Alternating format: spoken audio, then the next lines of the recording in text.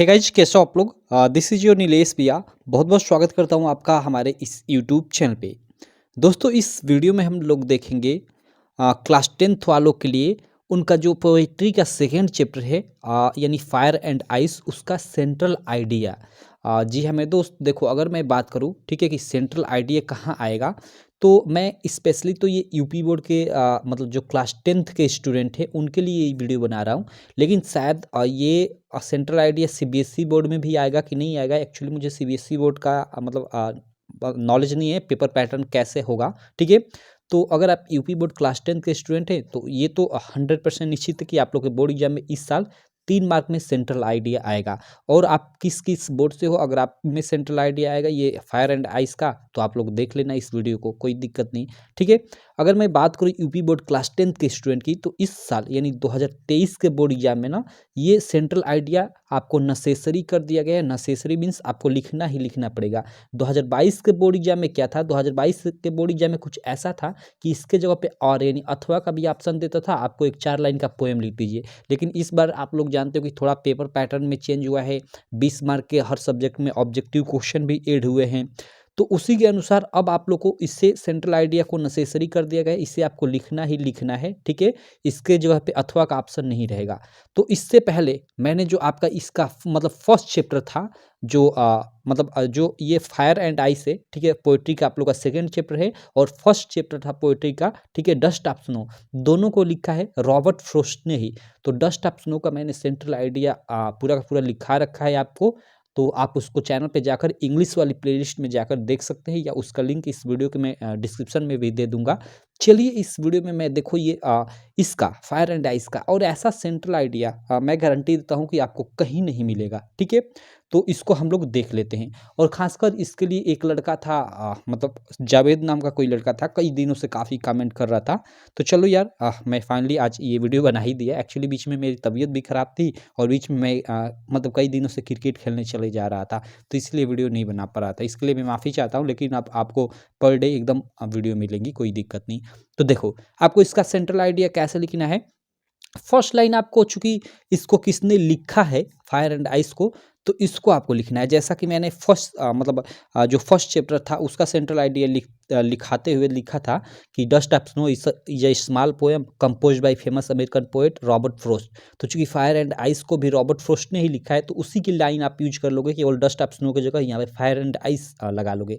Fire and ice is a small poem, क्योंकि ये भी एक छोटी सी पोएम है, तो आप लोग लिख दोगे कि fire and ice is a small poem composed by. देखो यहाँ हमेशा रिटन बाई नहीं लिखा जाता है, कंपोज्ड बाई लिखा जाता है, तो कंपोज्ड बाई लिखना, ठीक है। Composed by famous American poet Robert Frost. तो यहाँ आपको याद रखना है कि फायर एंड आइस के लेखक रॉबर्ट फ्रॉस्ट हैं, ठीक है, जो एक प्रसिद्ध अमेरिकन पोएट हैं। तो इसको बनाकर एक लाइन लिख दोगे। उसके बाद आप लोग क्या लिखोगे, उसके बाद आप लोग लिखोगे कि इन दिस पोएम, ठीक है, मतलब इस पोएम में, इस कविता में, द पोएट यानी कवि expresses two idea the end of the world. मतलब इस पोएम में जो पोएट है यानी कवि है, वह जो संसार है उसके अंत की दो विचार को प्रकट करते हैं, एक्सप्रेस करते हैं। और वो क्या क्या विचार हैं।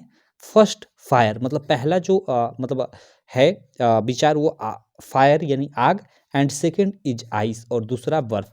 लेकिन यहाँ पे आपको ध्यान देना है, आपने चैप्टर पढ़ा होगा, तो ये फायर एंड आइस मतलब यहाँ पे एक्चुअली आग और बर्फ से नहीं मतलब है, ठीक है।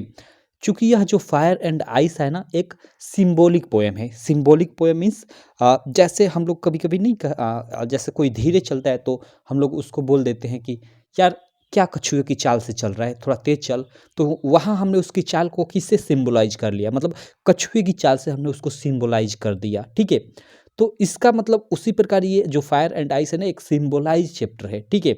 जहाँ ये फायर है ना, वो डिनोट करता है या सिंबलाइज्ड करता है जो मनुष्य की यानी ह्यूमन डिजायर है, मनुष्य की जो इच्छाएं हैं उनको, कि मनुष्य की जो इच्छा है, डिजायर है, वो कभी खत्म नहीं होगी। और उसी को लेकर जो मनुष्य है, अपनी इच्छाओं को लेकर एक से एक चीज़ों को पाने की होड़ में एक दिन हो सकता है कि एक दूसरे को मतलब मारने पीटने लगे, तो उसी प्रकार दुनिया समाप्त हो जाएगी। मतलब लेखक का ये मतलब एक्सप्रेस ये प्रकट करते हैं, मतलब तो ये फायर का मतलब ह्यूमन डिजायर है, एंड आइस का मतलब यहाँ पे मतलब आइस जो सिंबलाइज करता है वो हेट को, मतलब एक दूसरे के हेट्रेड को ये डिनोट करता है। तो सिंपल, तो उसको यहाँ पे लिख दोगे, आगे इसी को लिखोगे। एक बार मैं और पढ़ देता हूँ। Fire and ice is a small poem composed by famous American poet Robert Frost, इतना लिख दोगे। उसके बाद लिखोगे कि in this poem the poet expresses two idea, ये आइडियाज कर सकते हो, two ideas the end of the world, first fire and second is ice. लेकिन ये फायर और आइस का मतलब क्या है, तो उसको थोड़ा यहाँ पे आप मतलब इसको डिस्क्राइब कर दो क्या, कि अकॉर्डिंग टू द पोएट यानी पोएट के अनुसार फायर स्टैंड फॉर डिजायर, मतलब फायर जो है वो स्टैंड फॉर मतलब खड़ी है या यूज हुई है किसके लिए, फॉर डिजायर यानी इच्छा के लिए। और यहाँ पे आप ह्यूमन डिजायर लिख दो, HUMAN ह्यूमन डिजायर, तो और भी अच्छा रहेगा, मतलब मानवीय इच्छा को यह मतलब प्रदर्शित करता है fire. Which has no end, मतलब जिसका कोई अंत नहीं है। भाई ह्यूमन जो डिजायर है मानव की जो इच्छाएं है उसका तो कोई अंत ही नहीं है, आप समझ सकते हो। आप मतलब अभी आपके पास 1 लाख रुपए है, आप सोचो कि मेरे पास 2 लाख हो जाए, 3 लाख हो जाए, कभी सोचोगे 1 करोड़ हो जाए, 1 करोड़ हो जाएगा, 2 करोड़, 5 करोड़, मतलब कभी आपकी इच्छाएं खत्म ही नहीं होगी। आप चाहोगे कि ये भी मेरे पास हो, ये भी मेरे पास हो। और जो मतलब पोएट हैं वही मतलब इसी चीज को मतलब कह रहे हैं कि यही एक दिन हो सकता है कि जो ह्यूमन है यानी मानव है उसके इंड का, या वर्ल्ड जो संसार है उसके इंड का कारण बन सके, सिंपल। तो वही यहाँ पे लिखोगे according to the poet fire stand for desire, या ह्यूमन डिजायर कर दो तो और भी बेटर रहेगा। विच हैज नो एंड, जिसका कोई अंत नहीं है।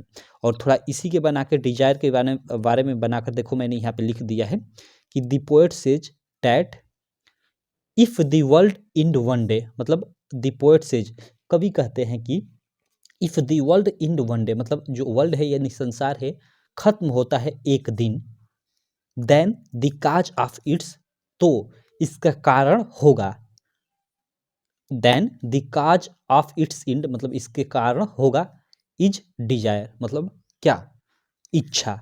तो इसके अंत का कारण क्या होगा, इच्छा होगी। ह्यूमन डिजायर यहाँ पे कर दो, वही मतलब मानवीय इच्छा होगी, सिंपल। तो आप लोग लिखोगे the poet says that if the world end one day then the cause of its end is desire, मतलब अगर पोएट कहते हैं कि अगर संसार एक दिन खत्म होता है तो उसका कारण क्या होगा, ह्यूमन डिजायर यानी मानवीय इच्छा होगी। एंड सेकेंड, और दूसरा, and second which has ice, जो मतलब आइस है, क्योंकि यहाँ पे फायर एंड आइस है, यहाँ पे आइस हमने फायर के बारे में यहाँ पूरा रेफरेंस लिख दिया, अब थोड़ा आइस के बारे में भी लिख देते हैं। तो यहाँ पे मैंने लिखा है कि and second which has ice, जो बर्फ है, स्टैंड फॉर हेट्रेड, तो बर्फ किसके लिए खड़ी है, बर्फ हेट्रेड के लिए, मतलब हेट्रेड को डिनोट कर रही है यहाँ पे। अभी हेट्रेड मीन्स घृणा, घृणा के कारण भी ये मतलब घृणा मीन्स इस पे कई प्रकार के हेट्रेड आ जाएंगे, जैसे मतलब गरीबी और अमीरी को लेकर हेट्रेड, ठीक है, जाति को लेकर हेट्रेड, धर्म को लेकर हेट्रेड, तो सभी इसमें आ जाएंगे। तो ये भी एक दिन इस संसार के मतलब अंत का, इंड का कारण हो सकता है। तो उसको भी आप थोड़ा लिख दोगे कि ही सेज मतलब वही poet says that if world is not in from Dzire, मतलब जो वर्ल्ड है, संसार है, वो इच्छा मतलब जो ह्यूमन डिजायर है उसके कारण खत्म नहीं होता है, then its end from hatred, तो वह हेट्रेड जो मतलब एक दूसरे के प्रति जो घृणा है उसके कारण खत्म हो सकता है। क्योंकि आप जानते हो ये भी एक काफ़ी खतरनाक चीज़ है, एक दूसरे को हेट्रेड करना, गरीबी अमीरी को लेकर या जाति धर्म को लेकर लड़ाई करना, तो इसके कारण भी दुनिया खत्म हो सकती है। तो इस प्रकार ये सेंट्रल आइडिया हुआ जो फायर एंड आइस है आप लोग का चैप्टर। आपको ऐसा सेंट्रल आइडिया एकदम कहीं नहीं मिलेगा। मैंने खुद अपने से ये मतलब बना बना कर रात को लिखा था, एक एक लाइन मैंने, देखो एक एक लाइन पे काफ़ी मतलब अच्छे से सोच कर लिखा था। आपको लगेगा कि यार हमने 10 मिनट की वीडियो में ये देख लिया, लेकिन मुझे लिखने में इसको टाइम लगा, क्योंकि मुझे सोचकर ऐसा लिखना था ना ताकि वो आपके दिमाग में बैठ जाए और आसानी से चीज़ें याद हो सके, ठीक है।